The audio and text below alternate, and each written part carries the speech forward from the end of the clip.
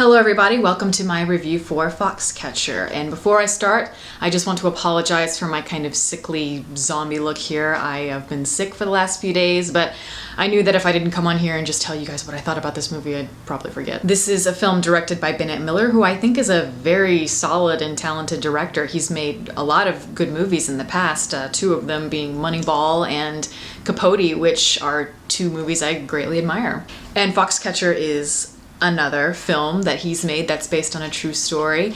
This one revolves around Mark Schultz, who was a gold medalist wrestler in the early 1980s, and he is played by Channing Tatum. Channing Tatum has this very clinched kind of taciturn performance in here that I think really works well. He's got this very kind of beefy Neanderthal-like quality, and it really does kind of add to his anger, his confusion, his loneliness, because he feels kind of washed up and that his glory days are behind him, and he's really wanting to regain that status. He's always been living under the shadow of his older brother, who is Dave Schultz, played by Mark Ruffalo, who is also an Olympic gold medalist in wrestling, but he just seems to have more of a grip on reality than Mark does. He seems at least a little bit more content. He's got a family, he's got a wife, 2 kids, and Mark really does want that individuality, and he partners up with this very wealthy sports enthusiast named John DuPont, which is played very famously by the almost unrecognizable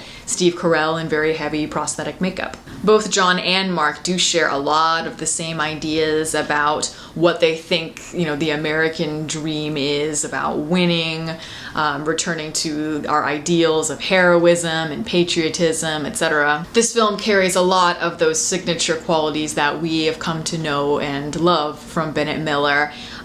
It relies a lot on the silent moments rather than the dialogue, which is kind of interesting because it really causes us to be very invested. Even though it is very quiet and subtle, it's certainly never boring. That really does allow for the discomfort and the intensity and the suspense to build for the audience, and also certainly between these 3 characters, the character dynamics. And also, like a lot of other Bennett Miller works, the movie has a very melancholy and gloomy tone to it. And the entire film is this very blatant cautionary tale about people's obsession with the American dream and what will go to obtain it, and how oftentimes there's something very fundamentally wrong with that idea and a lot of our core beliefs. The metaphors that convey that idea are all over the place. You see these kind of old, kind of raggedy flags, American flags that are blowing in the wind against this backdrop of like this really cloudy sky.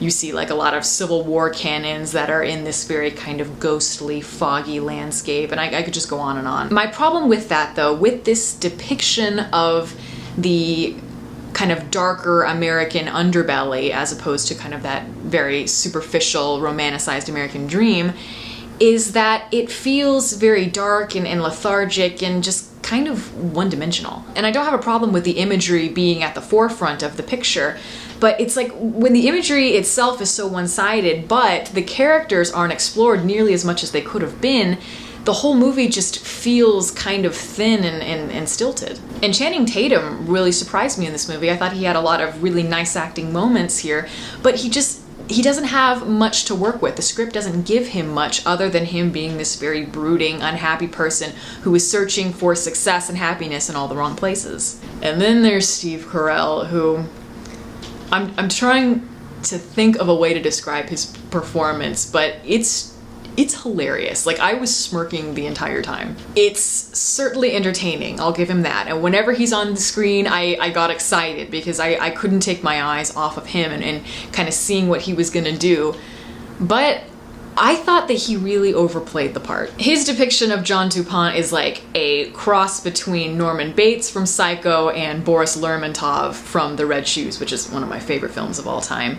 But he's this very disturbed mama's boy, and even down to like the stuffed birds, the taxidermy all through his house, and he talks about it. That is straight out of the movie Psycho. I feel like all that Steve Carell needed in order to make this completely over the top and cliche was he just needed like a white cat that he could pet in his armchair very mischievously like a Bond villain. And comparatively, that performance is very jarring when you look at the kind of more realistic and internal performances of Mark Ruffalo and Channing Tatum. And the fact that I kind of always knew what was going on kind of behind Steve Carell's eyes, and just I always felt like I knew what his clear motivations were, it didn't give me much to sink my teeth into psychologically. I feel like, you know, when you're depicting a person, there always needs to be that depth, because every human being is complex, and I just didn't get that from his portrayal. And I think that's kind of just the problem with this movie overall. It doesn't give you much to sink your teeth into. It just kind of had this very kind of cookie cutter quality to it